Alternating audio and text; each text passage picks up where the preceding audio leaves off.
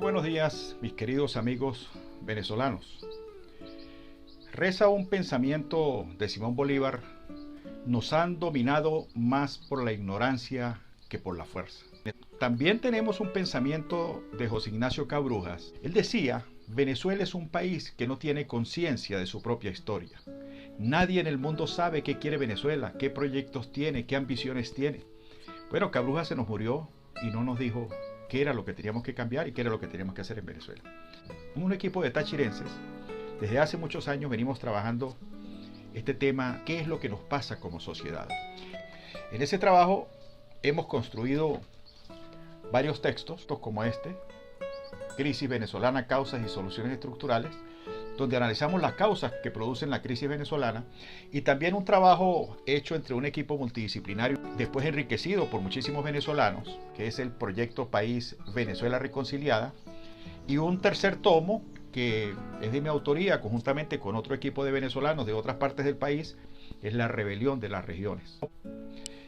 También nos conseguimos un trabajo en Maracaibo. Nos dimos cuenta que coincidía mucho con nuestro trabajo y eso nos unificó.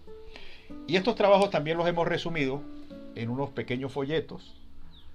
y últimamente pues los estamos repartiendo por las redes. Cuando comenzamos este ciclo de foro chat, siempre les he insistido mucho en esta imagen que ustedes ven acá de los 5 pasos, ¿sí? Para de una manera didáctica explicar exactamente cuál es la causa de la crisis,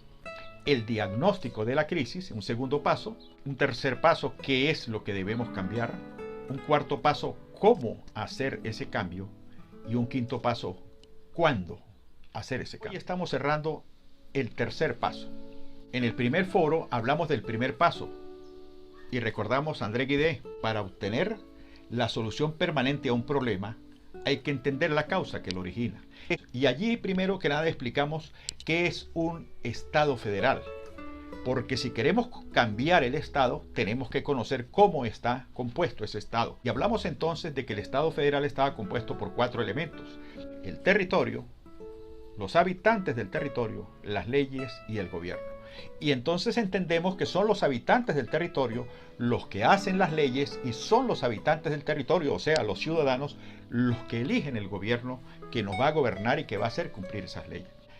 De manera que es vital que conozcamos cuál es el poder que tenemos los ciudadanos, los habitantes de los territorios, porque somos nosotros los que elegimos los diputados constituyentistas que van a producir estas leyes, y también somos nosotros los venezolanos, los habitantes del territorio, o sea, los ciudadanos, los que elegimos el gobierno que nos va a gobernar. Allí explicamos los 2 modelos diferentes de Estado federal que existen y que se diferencian básicamente en la cantidad de poder que los diputados, cuando hacen la Carta Magna, le otorgan al gobierno civil. Si le otorgan un poder ilimitado, estamos hablando de un Estado federal de poder centralizado,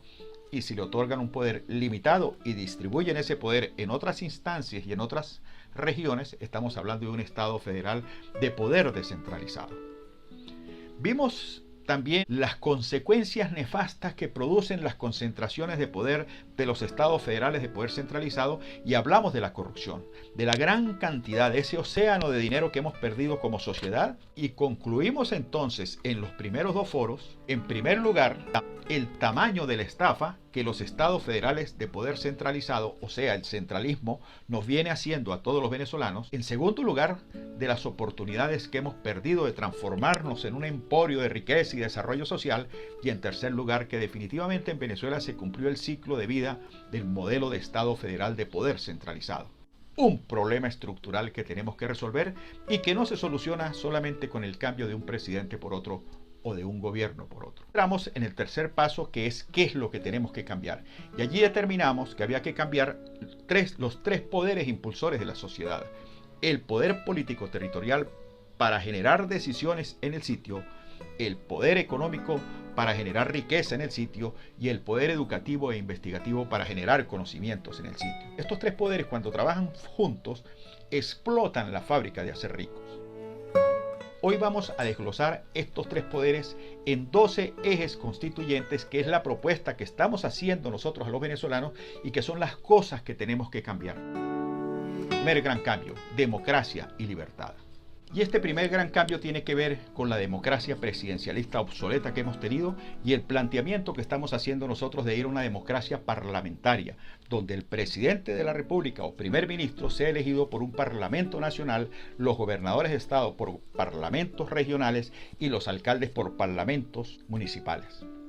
La ventaja que tiene este régimen parlamentario ya nos lo explicó a nosotros el doctor Amando Mejía Betancourt, pero vamos a redondear rápidamente algunas premisas principales. Primero, elección del presidente o primer ministro solamente en periodos de 4 años. En segundo lugar, segunda vuelta. De manera que si el presidente o primer ministro no es electo con el 51% del parlamento, tenga la posibilidad de ir a una segunda vuelta para que logre hacer una mayoría que le permita darse gobernanza y gobernabilidad durante su periodo. En tercer lugar, eliminar la reelección indefinida. Establecimiento de la Cámara del Senado, de manera que todos los estados y los municipios sean representados igualitariamente en la Cámara del Senado. El segundo eje importante tiene que ver con la justicia y la seguridad jurídica. Acá el planteamiento que estamos haciendo tiene que ver con una transformación profunda del Poder Judicial para que tengamos una justicia que realmente nos... Acá planteamos la construcción de los consejos de la judicatura que se encargarían de supervisar, de revisar credenciales de las personas que van a ser nuestros jueces y que sean personas idóneas, honestas, eficientes, preparadas para tener una justicia de calidad. También allí planteamos la creación de las Cortes de Justicia regionales, regionalización del sistema penitenciario para... El tercer eje que planteamos, que es muy importante, es una reforma profunda de las Fuerzas Armadas Nacionales. Este tema, que es tan importante, lo vamos a dejar para un próximo foro que ya tenemos previsto. Allí definiríamos exactamente cuál es la función de la Fuerza Armada Nacional, restablecimiento del carácter apartidista y no deliberante de las Fuerzas Armadas venezolanas. Otro eje importantísimo es la educación para el desarrollo, que ya desarrollamos este tema con el ingeniero Julio Belisario Mejía, pero básicamente recoge los pensum de estudio serían realizados por los académicos de cada región, de manera que pudiéramos darle la fortaleza que requieren los estados y los municipios de Venezuela, transmisión de conocimientos e industrialización de las materias primas que existen en todas partes del país. Este tema también lo tocamos con un foro que fue muy bien tomado por ustedes, que es el de las materias primas venezolanas y qué hacer con ellas. Otro eje que es importantísimo, ética y confianza, que son valores determinantes para una sociedad. Allí planteamos la aplicación de conductas individuales y sociales en defensa del honor, la honradez, la verdad y el cumplimiento de la responsabilidad ciudadana e individual, que este tema nos lo va a tocar también próximamente la doctora Carlota Salazar, establecer la responsabilidad pública no compartida, porque los ciudadanos no tenemos a quien reclamar. Entonces nuestros funcionarios, que son pagados por nuestros impuestos, tienen que responder por la labor pública que están desempeñando para que nos respondan a nosotros como ciudadanos, porque ellos son nuestros servidores públicos. Acá también tiene que ver un proceso de democratización de los organismos públicos y político-partidistas para que podamos ir a una democracia realmente moderna y desarrollada que nos permita avanzar como sociedad a un estadio superior de desarrollo social. Tenemos que cambiar nuestros partidos políticos y también tenemos que cambiar nuestras instituciones públicas para que se transformen en buenos servidores públicos para nosotros los ciudadanos. Entonces tenemos que evitar que el poder social sea impuesto y controlado por el gobierno, como está sucediendo actualmente. Otro eje importantísimo es la ciudad, la vivienda y la calidad de vida. Los programas de vivienda nacionales tienen que manejarse municipalmente preferiblemente, porque son los alcaldes los que realmente saben quiénes son en los municipios los que tienen o no tienen viviendas y cuáles son las condiciones que tenemos que mejorar en esos municipios, hacer productivas esas sociedades, estados autoproductivos y autogestionados, generando esa gran industrialización que estamos planteando de las materias primas en cada uno de los municipios de los estados de nuestro país, para generar la riqueza suficiente para que toda nuestra gente tenga viviendas de calidad, servicios de calidad que repercutan directamente en la calidad de vida de toda la familia venezolana. Para eso necesitamos descentralizar radicalmente este tipo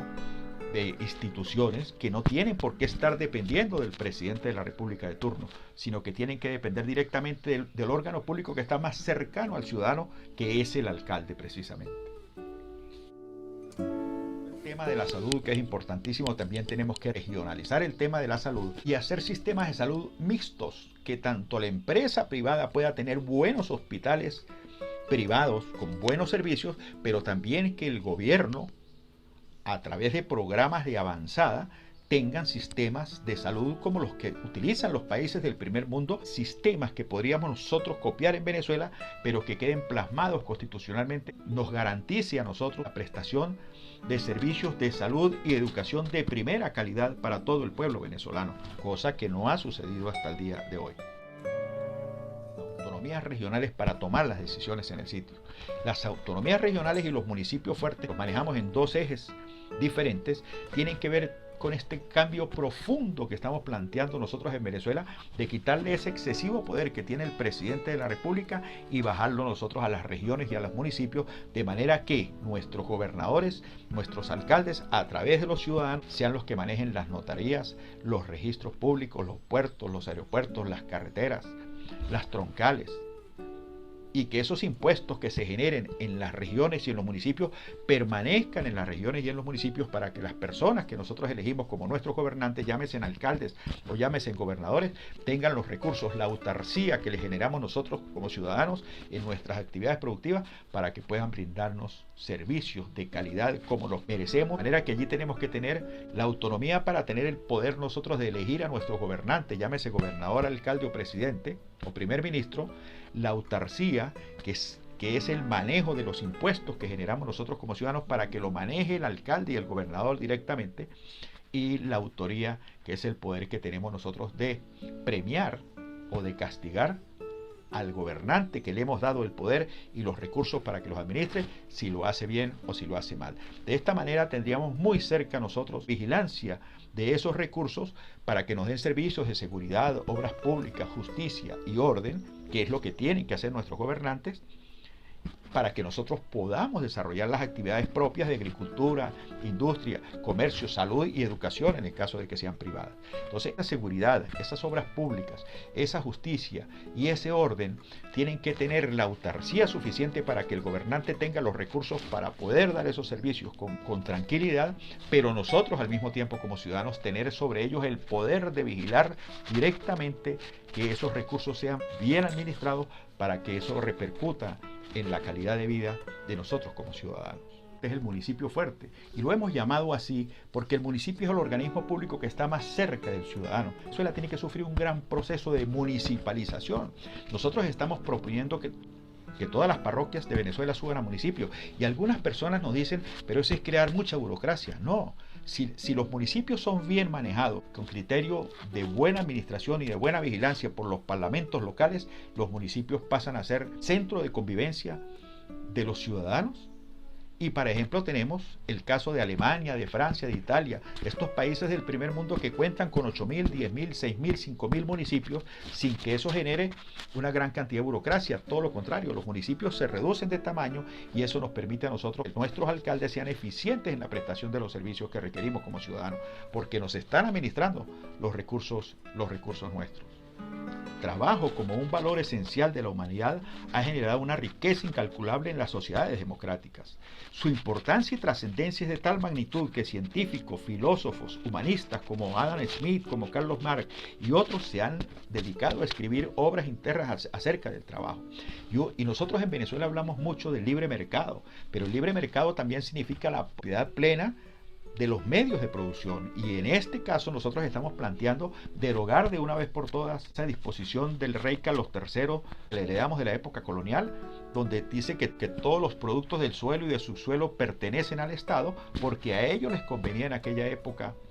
las riquezas del oro y plata que estaban en el subsuelo venezolano. Eso ha permanecido en todas nuestras constituciones, y nosotros estamos planteando que haya propiedad plena de la tierra para productores agropecuarios y campesinos venezolanos, de manera que puedan disfrutar de su propiedad, para que puedan trabajar con lo que eso significa, entrar en la banca, poder conseguir financiamiento para mejorar sus unidades de producción y por ende mejorar la producción de alimentos, mejorar la calidad de los alimentos, mejorar a través de los enlaces con las universidades las productividades de sus unidades de producción, para de esta manera aumentar la productividad y por ende aumentar su calidad de vida. También nos beneficiamos nosotros como venezolanos al tener gran cantidad de producción agropecuaria, lo que despierta la sana oferta y demanda de productos que nos permite realmente producir de buena calidad y a buenos precios. Todos estos 11 ejes que hemos descrito de una manera muy rápida nos permitirían a nosotros un desarrollo social integral sostenible, porque al nosotros producir en Venezuela una gran industrialización de todas las materias primas del suelo y de subsuelo y ambientales y turísticas que tenemos, generaríamos una gran cantidad de generación de riqueza y de prosperidad, por supuesto dentro de las normas ambientales que están en los convenios internacionales y de las cuales nosotros seríamos los primeros vigilantes de que esa normativa se cumpla para preservar el ambiente. Pero iríamos nosotros a un desarrollo social integral sostenible en Venezuela que nos permita cambiar profundamente este caos al que nos ha llevado esta centralización del poder. En la medida que las sociedades se desarrollan, se hace imposible para una sola persona en las cúpulas del poder solucionar la gran cantidad de problemas. Todos estos 12 ejes que están concentrados en la presidencia de la República colapsan por muy buenas intenciones que tenga el gobernante y nos llevan al nivel de caos en que tenemos sumida Venezuela en los últimos 40 años. Estos 12 ejes que les recomiendo a ustedes su lectura detallada en los libros que ya les mostré y que están a disposición de todos los venezolanos en las redes, serían los que nos permitirían a nosotros un gran cambio estructural que nos permita avanzar a un estadio superior de desarrollo social. Una vez que estamos claros, pues que estos tres poderes, el poder político territorial para tomar las decisiones en los sitios, que tiene que ver con las autonomías regionales, los municipios fuertes, la descentralización de la salud, de la educación, de la vivienda, de la seguridad, de la justicia, todo lo que hemos hablado, ¿verdad? El poder económico para generar riqueza, tanto el que se genera de la industrialización aguas abajo del petróleo como de las demás materias primas que ya hablamos en los foros, y el poder educativo e investigativo para generar conocimientos en las regiones. Esos tres poderes nos permitirían a nosotros, en esta Venezuela destruida que tenemos, emerger de las cenizas como el ave fénix. Ahora, ¿cómo hacemos ese cambio, ese gran cambio? ¿Cómo hacemos para cambiar estos 12 ejes fundamentales que están contenidos en los tres poderes impulsores de la sociedad? De eso vamos a hablar en los próximos 2 foros con la doctora Judy Medina, que nos va a explicar qué es el poder de la gente, qué poder tenemos nosotros como ciudadanos para impulsar un gran cambio como este que estamos promoviendo nosotros acá, y con la doctora Carlota Salazar, que nos va a explicar también a nosotros en ese foro cómo hacemos nosotros como sociedad civil para impulsar los grandes cambios que requiere Venezuela. Y posteriormente a ellas dos vamos a oír a la doctora Blanca Rosa Mármol de León, que nos va a explicar cómo hacer ese cambio en plena crisis. Les recomiendo la lectura de nuestro trabajo, porque allí está explicado detalladamente cada uno de estos 12 ejes y de estos 3 poderes que estamos planteando nosotros, que ustedes los entiendan, los asimilen, se empoderen de ellos, porque este problema es de todos y tenemos que solucionarlo entre todos. Muchas gracias por haberme oído en el día de hoy. El próximo lunes a las 5:30 de la tarde estaré en el foro chat para responder las preguntas que ustedes tengan acerca de este trabajo que les he preparado en el día de hoy. Muchas gracias por haberme oído y estén pendientes de los próximos foro chat, porque al final de este ciclo van a entender cómo el poder para hacer este gran cambio y esta gran transformación que requerimos como venezolanos realmente está en nosotros mismos, si estamos empoderados, si sabemos qué es lo que tenemos que cambiar, cómo tenemos que hacerlo, cuándo tenemos que hacerlo y por qué tenemos que hacerlo. Es la única manera de que avancemos a un estadio superior de desarrollo social, cuando dejemos de ser un pueblo borrego y pasemos a ser ciudadanos exigiendo nuestros deberes y nuestros derechos, y que aprendamos a comportarnos no como pueblo, sino como ciudadanos. Eso es lo que realmente nos va a permitir a nosotros avanzar a un estadio superior de desarrollo social, que es lo que todos queremos. Buenos días.